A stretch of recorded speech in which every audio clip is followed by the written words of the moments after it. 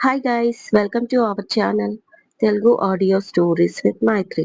నా ఛానల్ని ఎవరైనా ఫస్ట్ టైం చూస్తున్నట్టయితే తప్పకుండా లైక్ చేయండి, షేర్ చేయండి అండ్ సబ్స్క్రైబ్ చేసుకోండి.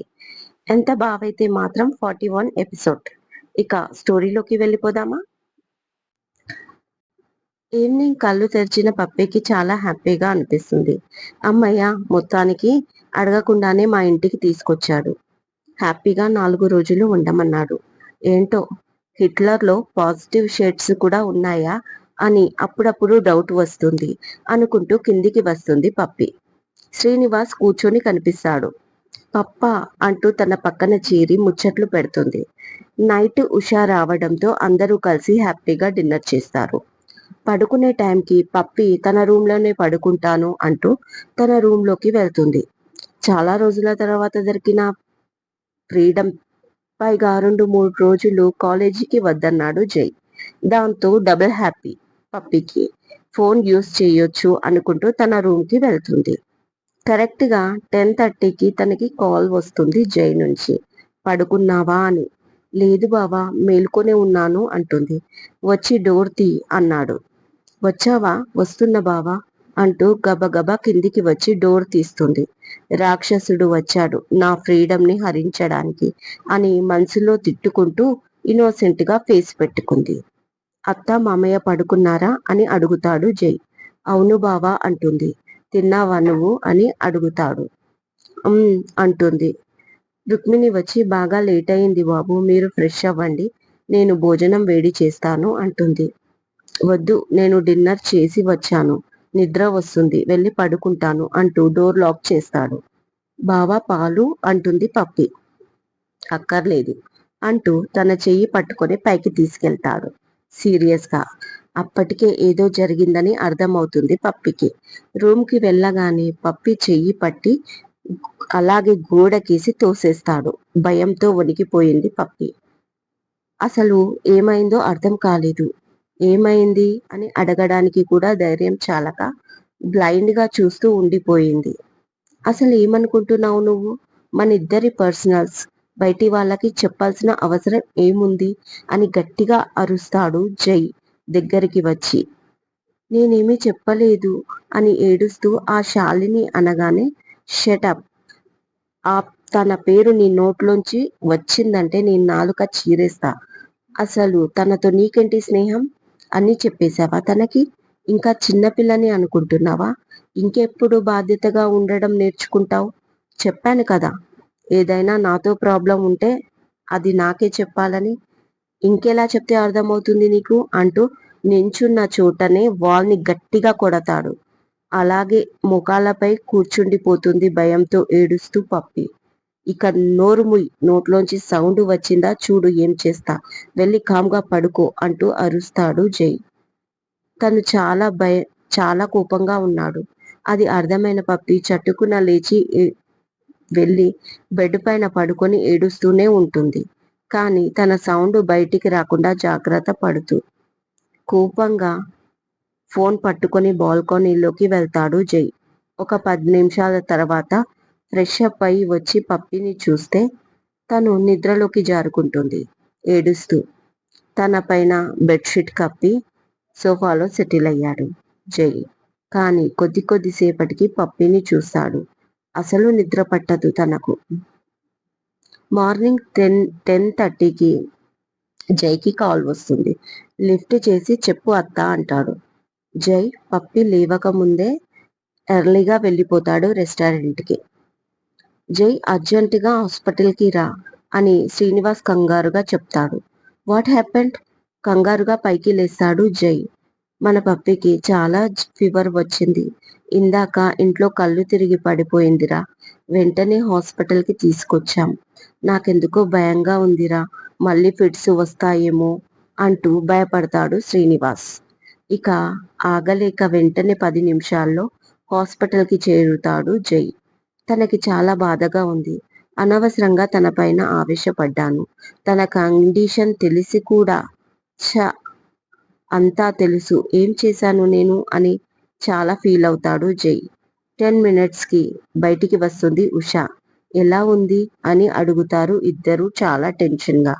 ఫీవర్ కంట్రోల్లోకి వచ్చింది కానీ ఇంకా స్పృహ రాలేదు. అదే నాకు భయంగా ఉంది. మళ్ళీ అటాక్ వస్తుందేమో కంగారుగా అంటుంది ఉష చాలా డల్గా.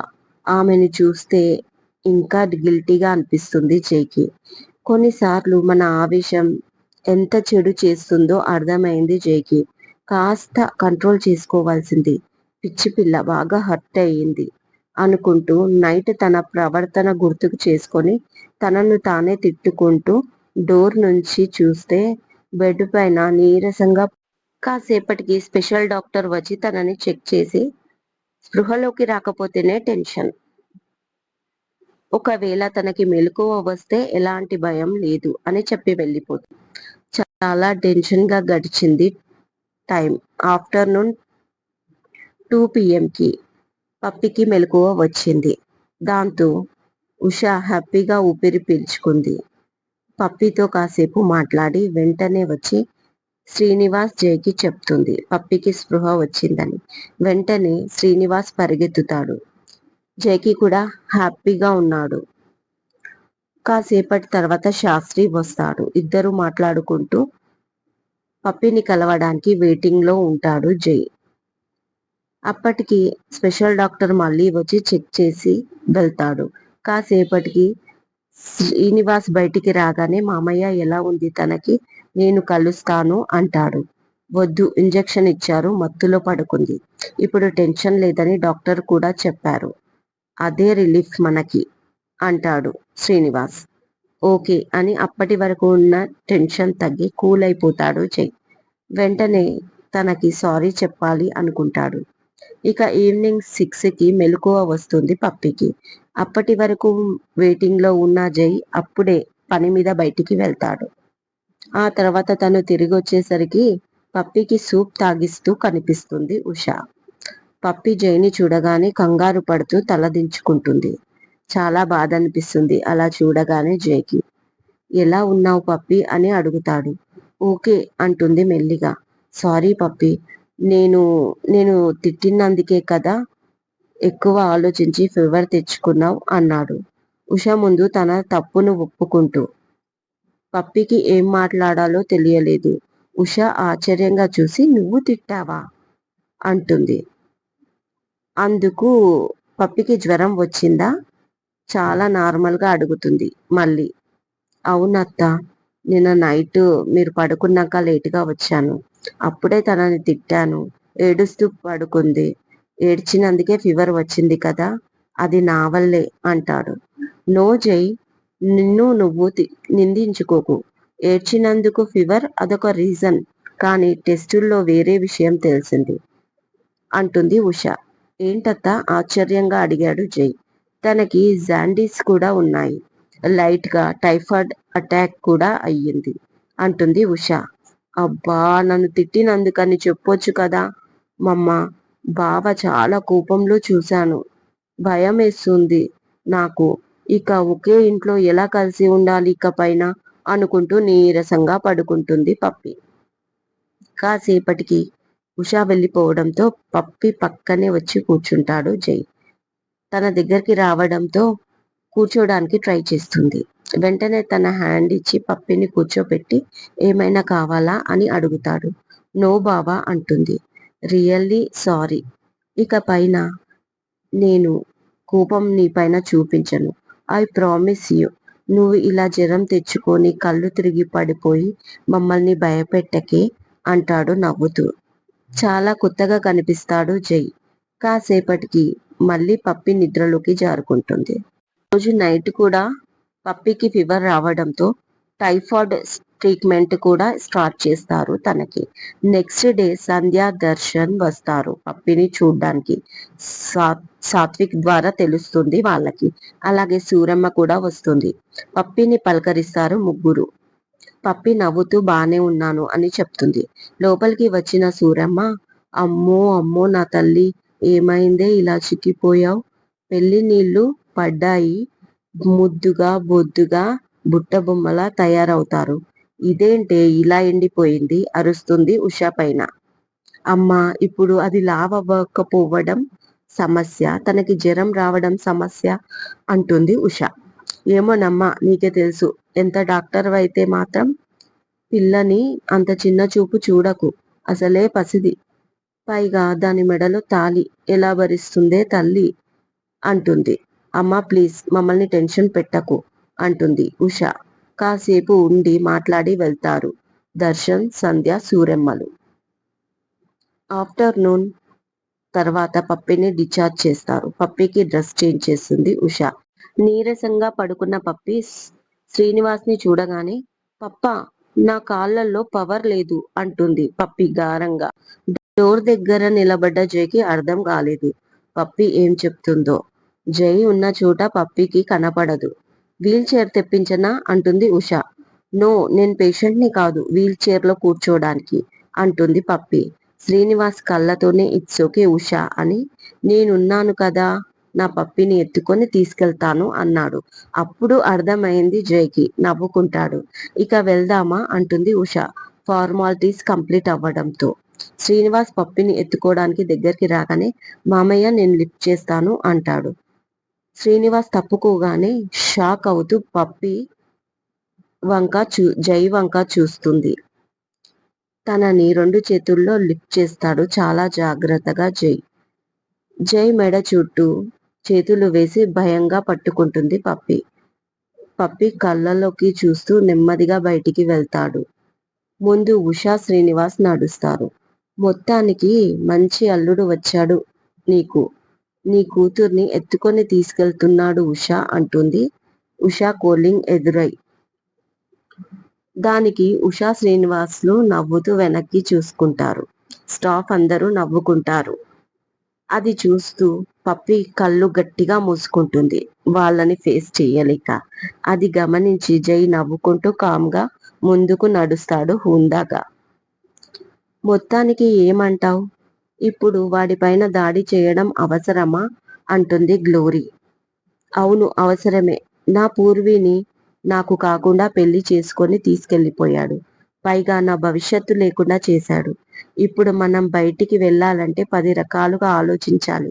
దానికంతా కారణం వాడు, ఆ జైగాడు అంటాడు ఫాల్. నీరసంగా పడుకున్న పప్పి శ్రీనివాస్ ని చూడగానే పప్పా నా కాళ్ళల్లో పవర్ లేదు అంటుంది పప్పి గారంగా. డోర్ దగ్గర నిలబడ్డ జైకి అర్థం కాలేదు పప్పి ఏం చెప్తుందో. జై ఉన్న చోట పప్పికి కనపడదు. వీల్ చైర్ తెప్పించనా అంటుంది ఉష. నో, నేను పేషెంట్ ని కాదు వీల్ చైర్ లో కూర్చోడానికి అంటుంది పప్పి. శ్రీనివాస్ కళ్ళతోనే ఇట్స్ ఓకే ఉషా అని. నేనున్నాను కదా, నా పప్పిని ఎత్తుకొని తీసుకెళ్తాను అన్నాడు. అప్పుడు అర్థమైంది జైకి. నవ్వుకుంటాడు. ఇక వెళ్దామా అంటుంది ఉష ఫార్మాలిటీస్ కంప్లీట్ అవ్వడంతో. శ్రీనివాస్ పప్పిని ఎత్తుకోవడానికి దగ్గరికి రాగానే మామయ్య నేను లిఫ్ట్ చేస్తాను అంటాడు. శ్రీనివాస్ తప్పుకోగానే షాక్ అవుతూ పప్పి జై వంక చూస్తుంది. తనని 2 చేతుల్లో లిఫ్ట్ చేస్తాడు చాలా జాగ్రత్తగా జై. జై మెడ చుట్టూ చేతులు వేసి భయంగా పట్టుకుంటుంది పప్పి. పప్పి కళ్ళలోకి చూస్తూ నెమ్మదిగా బయటికి వెళ్తాడు. ముందు ఉషా, శ్రీనివాస్ నడుస్తారు. మొత్తానికి మంచి అల్లుడు వచ్చాడు నీకు. నీ కూతుర్ని ఎత్తుకొని తీసుకెళ్తున్నాడు ఉషా అంటుంది ఉషా కోలింగ్ ఎదురై. దానికి ఉషా, శ్రీనివాస్లు నవ్వుతూ వెనక్కి చూసుకుంటారు. స్టాఫ్ అందరూ నవ్వుకుంటారు. అది చూస్తూ పప్పి కళ్ళు గట్టిగా మూసుకుంటుంది వాళ్ళని ఫేస్ చెయ్యలేక. అది గమనించి జై నవ్వుకుంటూ కామ్గా ముందుకు నడుస్తాడు హుందాగా. మొత్తానికి ఏమంటావు ఇప్పుడు? వాడి పైన దాడి చేయడం అవసరమా అడుగుతుంది గ్లోరీ. అవును అవసరమే. నా పూర్వీని నాకు కాకుండా పెళ్లి చేసుకొని తీసుకెళ్లిపోయాడు. పైగా నాకు భవిష్యత్తు లేకుండా చేశాడు. ఇప్పుడు మనం బయటికి వెళ్ళాలంటే 10 రకాలుగా ఆలోచించాలి. దీనికంతా కారణం వాడు, ఆ జైగాడు అంటాడు ఫాల్. ఈ ఆవేశమే తగ్గించుకొని కాస్త మెదడుతో ఆలోచించు. ఇప్పుడు వానికి ఎదురైతే టైం కాదు. ఆల్రెడీ పోలీస్ కేస్ అయ్యింది మన పైన. ఇప్పుడు వాడి మీద చిన్న దెబ్బ కొట్టి మనం పక్కకి జరిగితే ఆ తర్వాత జరిగేదానికి మనం లైఫ్ లాంగ్ లోపల ఉండాలి. మనం కొట్టే దెబ్బ ఎంత గట్టిగా తగలాలి అంటే వాడు భూమి మీద లేకుండా పోవాలి. అర్థమైందా అంది గ్లోరీ తన మాటలు కూడా కరెక్ట్గా అనిపించడంతో కాస్త ఆవేశం తగ్గించుకున్నాడు ఫాల్. ప్రస్తుతం గంగూబాయ్ కాటేజ్ లోనే ఉన్నారు వాళ్ళు. ఇంకా 2-3 నెలలు అక్కడే ఉండాలని డిసైడ్ అయ్యారు. మమ్మా మమ్మా నాకు ఆకలిగా ఉంది అరిచింది బెడ్రూమ్ నుంచి పప్పి. మార్నింగ్ నుంచి తినమంటున్నాను, అది వద్దు ఇది వద్దు అంటున్నావు, మళ్ళీ నా పైన అరిస్తే ఎలా అంటుంది ఏదో వర్క్ చేసుకుంటూ ఉష. అప్పుడే వచ్చిన జై వాళ్ళ మాటలు వింటూ ఉన్నాడు. మమ్మా మమ్మా అంటూ మళ్ళీ అరుస్తుంది పప్ప. అబ్బబ్బా అంటూ కిచెన్ లోంచి బయటికి వచ్చి ఎలా సతాయిస్తుందో చూడు జై అంటుంది ఉష. ఇదండి ఇవాళ ఎపిసోడ్. ఇక పైన పెద్దదిగా ఇస్తాను, ఈ ఒక్కరోజు అడ్జస్ట్ అవ్వండి. మరో మంచి ఎపిసోడ్తో మీ ముందు ఉంటాను. మైత్రి.